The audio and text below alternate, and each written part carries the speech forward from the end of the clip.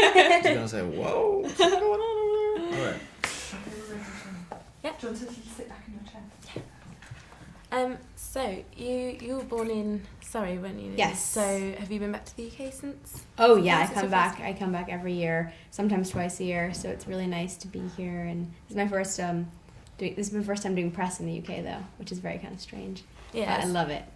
Good. So have you been sightseeing at all? Have you been showing Taylor the sights? I haven't. I literally landed yesterday, and I just came from Montreal, so I'm on a different time zone. But If we had time, there's no Yeah, better time, person yeah. to show me the city. I know my spots. Yeah, she does. What do you love most about London then?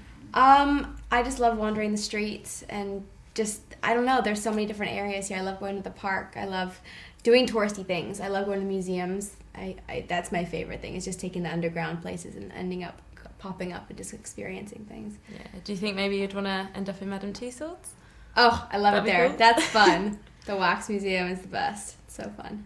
Yeah, brilliant. Well, to the film. Tell me a bit about your characters.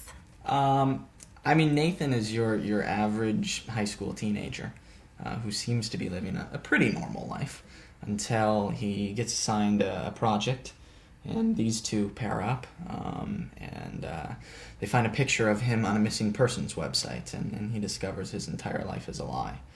From there, it gets a little crazy. We're on the run, trying to stay alive, trying to find out my truth.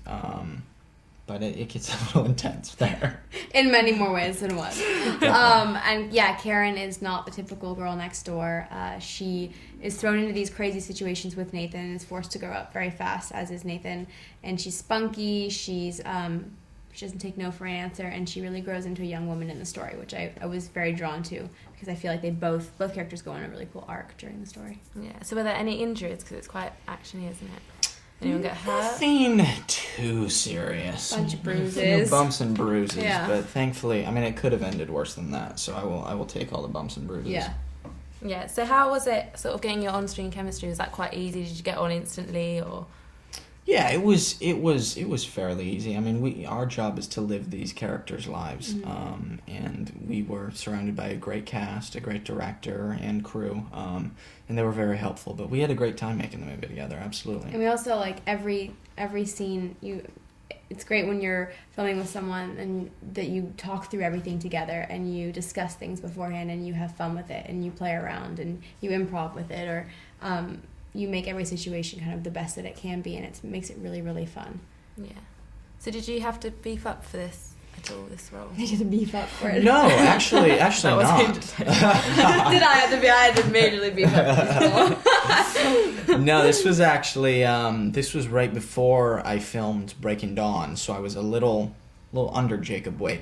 But I mean, what was great about this is there was a lot of training involved, but it was less in the gym, working out, lifting weights, eating, and more actually having to do things. I had to know how to box and how to ride a motorcycle, how to wrestle, how to do all these fight scenes, and that was exciting for me, because there was a lot of training, but a very different kind. Yeah, cool. So were there any tantrums on set at all?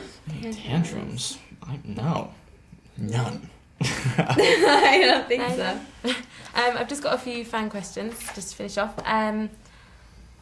Yeah, basically, a girl called Laura wants to know who your dream co-stars are, other than each other, obviously. Oh, me? Me first? I would love to work with Meryl Streep. Yeah. That would be really, really cool. And Kate Winslet and Anne Hathaway. Yeah. Anne Hathaway. Yeah.